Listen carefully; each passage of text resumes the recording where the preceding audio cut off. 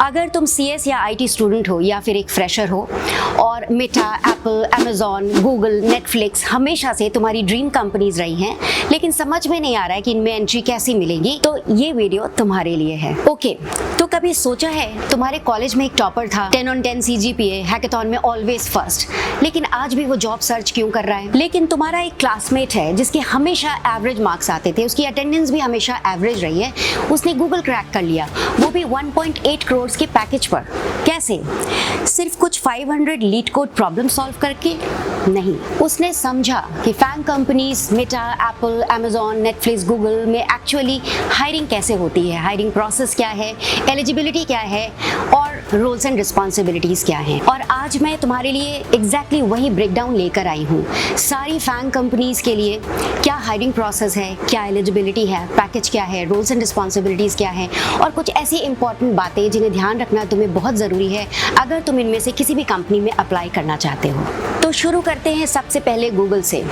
India में Google के offices Bangalore, Hyderabad, Mumbai जैसी सिटीज़ में हैं और ये हर साल फ्रेशर्स और एक्सपीरियंस प्रोफेशनल्स दोनों को हायर करती है। अब अगर तुमने mathematics, computer science, electrical engineering और कॉग्निटिव साइंस जैसे फील्ड्स में बैचलर्स, मास्टर्स या PhD की है तो तुम एलिजिबल हो और यहाँ कोई GPA या ऑफिशियल कट ऑफ नहीं है और तुम्हारा इंडिया के किसी टॉप कॉलेज से ग्रेजुएट होना मैंडेटरी बिल्कुल नहीं है। लेकिन गूगल का इंटरव्यू प्रोसेस बाकी फैंग कंपनीज के कंपैरिजन में सबसे ज़्यादा प्रॉब्लम सॉल्विंग फोकस्ड होता है। यहाँ सबसे पहले एक टेक्निकल फोन स्क्रीनिंग होता है जहाँ तुम्हें 45 मिनट्स में एक मीडियम और एक hard level coding problem solve करना होता है। उसके बाद 4 से 5 राउंड्स का ऑन साइट इंटरव्यू लूप होता है।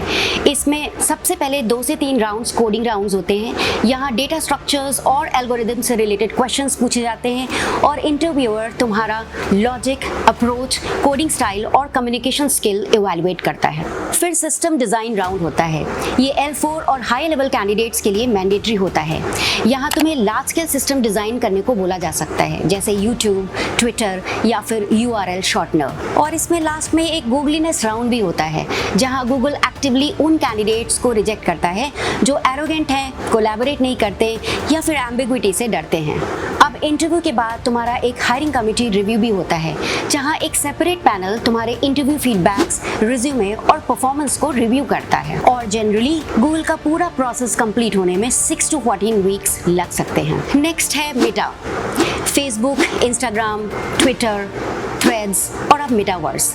मेटा के इन सभी प्लेटफॉर्म्स को दुनिया भर में लगभग 3 बिलियन से ज़्यादा लोग हर रोज़ यूज़ करते हैं। देखो, मेटा के US बेस्ड सॉफ्टवेयर इंजीनियर का स्टार्टिंग कॉम्पनसेशन लगभग $185K पर ईयर यानी इंडियन करेंसी के हिसाब से 1.75 करोड़ और हायर प्रोफाइल यानी प्रिंसिपल इंजीनियर के लिए ये और बढ़कर $1.36 मिलियन पर ईयर यानी 12.85 करोड़ हो जाता है। लेकिन मेटा का पूरा hiring process generally 4 to 6 weeks का ही होता है, जिसमें सबसे पहले एक ऑनलाइन असेसमेंट होता है, फिर एक टेक्निकल फोन स्क्रीनिंग एंड फिर 4 राउंड्स का ऑन साइट इंटरव्यू लूप, जिसमें पहले 35 मिनट्स के 2 कोडिंग राउंड्स होते हैं और दोनों राउंड्स में तुमसे 2 कोडिंग क्वेश्चंस पूछे जाते हैं। फिर सिस्टम्स डिजाइन राउंड, यहाँ तुमसे इंस्टाग्राम फीड या व्हाट्सएप डिलीवरी सिस्टम जैसे लार्ज स्केल प्रोडक्ट्स डिजाइन करने को बोला जा सकता है। और लास्ट में एक बिहेवियरल राउंड होता है जहाँ कंपनी ये इवैल्यूएट करती है कि तुम मेटा के कल्चर और वैल्यूज के साथ कितना अलाइंड हो। और मेटा की एलिजिबिलिटी भी सेम है एग्जैक्टली एज गूगल, लेकिन यहाँ ATS फ्रेंडली रिज्यूमे होना is a must. Next, Amazon के अंदर जाने के लिए तुम्हारे पास कंप्यूटर साइंस, इंफॉर्मेशन टेक्नोलॉजी या STEM रिलेटेड फील्ड्स की बैचलर्स या मास्टर्स डिग्री होनी चाहिए। लेकिन अमेजॉन तुम्हें हायर करेगी या नहीं, यह मेनली 2 चीज़ों पर डिपेंड करता है। पहला, अमेजॉन का पूरा हायरिंग प्रोसेस उसके 16 लीडरशिप प्रिंसिपल्स के अराउंड डिज़ाइन होता है। इंटरव्यू का हर बिहेवियरल क्वेश्चन किसी ना किसी लीडरशिप प्रिंसिपल से कनेक्टेड होता है, इसलिए हर बिहेवियरल क्वेश्चन के लिए कम से कम एक स्ट्रॉन्ग स्टार स्टोरी तैयार रखना बहुत इंपॉर्टेंट है। दूसरा, अमेजॉन के हर इंटरव्यू में एक बार रेजर होता है। ये एक स्पेशली ट्रेंड इंटरव्यूअर होता है जो इंडिपेंडेंटली अप्रूव करता है कि कोई भी कैंडिडेट हायर होना चाहिए या नहीं। सिलेक्शन प्रोसेस ऑनलाइन असेसमेंट से स्टार्ट होती है जिसमें 2 कोडिंग प्रॉब्लम्स के साथ डीबगिंग या वर्क सिमुलेशन होता है। फिर फोन स्क्रीनिंग स्क्रीनिंग होती है जिसमें 1 to 2 टेक्निकल राउंड्स होते हैं मीडियम DSA के साथ। कुछ बिहेवियरल क्वेश्चंस भी आते हैं क्योंकि अमेजोन के किसी भी राउंड में कंप्लीट कोडिंग या प्योर कोडिंग बेस्ड नहीं होता है। उसके बाद ऑन साइट लूप होता है जिसमें कोडिंग, सिस्टम डिज़ाइन और strong leadership principle based behavioural questions या राउंड्स होते हैं। और अगर तुम अमेजोन में जूनियर सॉफ्टवेयर इंजीनियर के रोल पर US में हायर होते हैं तो तुम्हारा टोटल कॉम्पनसेशन $189,000 पर ईयर होता है। नेक्स्ट, एप्पल में ज्वाइन करना सिर्फ एक जॉब टाइटल नहीं है बल्कि आइडेंटिटी है। लोग एप्पल ज्वाइन करते हैं क्योंकि वो कुछ ऐसा बनाना चाहते हैं जो एक्चुअली मैटर करता है। लेकिन एप्पल का हायरिंग प्रोसेस फैंग में सबसे ज़्यादा अनप्रेडिक्टेबल है क्योंकि एप्पल में कोई भी सेंट्रल हायरिंग कमिटी नहीं होती। हर टीम अपना प्रोसेस खुद डिफाइन करती है, मतलब तुम्हारा एक्सपीरियंस कंप्लीटली डिपेंड करता है कि तुम किस टीम के लिए अप्लाई कर रहे हो। एलिजिबिलिटी एग्जैक्टली सेम है एज अमेजोन, लेकिन एप्पल के लिए तुम्हारे रिज्यूमे में एक एक्स्ट्रा चीज़ मैटर करती है, तुम्हारा genuine interest in Apple products.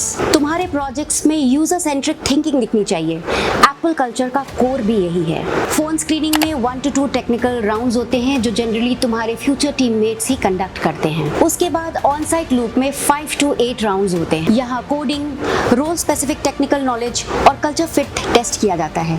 और एप्पल में कल्चर फिट बहुत इंपॉर्टेंट होता है। यहाँ कंपनी तुम्हारी ह्यूमिलिटी, अटेंशन टू डिटेल और एप्पल प्रोडक्ट्स के लिए जेन्युइन पैशन देखती है। और लास्ट, नेटफ्लिक्स की हायरिंग फिलॉसफी बाकी फैंग कंपनी से कंप्लीटली अलग है। 270 मिलियन पेड सब्सक्राइबर्स, 190 से ज्यादा कंट्रीज और दुनिया का मोस्ट पॉपुलर स्ट्रीमिंग प्लेटफॉर्म, लेकिन फिर भी सिर्फ 14,000 एम्प्लॉइज। क्यों? क्योंकि Netflix leet code style coding puzzles पर ज्यादा फोकस नहीं करती। कंपनी इंडिपेंडेंट थिंकिंग और डिसीजन मेकिंग को ज्यादा इंपॉर्टेंस देती है। सिलेक्शन प्रोसेस रिक्रूटर स्क्रीन से स्टार्ट होता है जिसमें 30 मिनट का कल्चर एंड बैकग्राउंड डिस्कशन होता है। फिर टेक्निकल स्क्रीनिंग होती है जिसमें कोडिंग प्रॉब्लम्स आते हैं और डेटा रोल्स के लिए SQL और एक्सपेरिमेंटेशन डिजाइन भी चेक होता है। उसके बाद 4 to 6 राउंड्स का ऑन साइट लूप होता है जिसमें टेक्निकल डेप्थ, सिस्टम डिजाइन और कल्चर इंटरव्यूज होते हैं जो कि नेटफ्लिक्स के कल्चर डेक के अराउंड डिजाइन किए जाते हैं। नेटफ्लिक्स में कोई फॉर्मल बिहेवियरल रूब्रिक नहीं होता। कंपनी ये देखना चाहती है कि तुम अपने डिसीजन, मिस्टेक्स और फेलियर्स के बारे में कितना ऑनेस्टली बात कर रहे हैं। अब एक लास्ट चीज जो सब में कॉमन है, रेफरल। हर कंपनी में एक रेफरल तुम्हारे चांसेस को 4 to 9 टाइम्स बढ़ा देता है। इसलिए ट्राई करो कि लिंक्डइन पर फैंग कंपनीज के एम्प्लॉयज के साथ तुम जेन्युइन कनेक्शंस बनाओ। This is actually smart networking. Now अगर किसी कंपनी का डिटेल्ड ब्रेकडाउन चाहिए तो कमेंट सेक्शन में उस कंपनी का नाम लिख दो। और अगर ये वीडियो यूजफुल लगा हो तो अपने फ्रेंड्स से ज़रूर शेयर करना।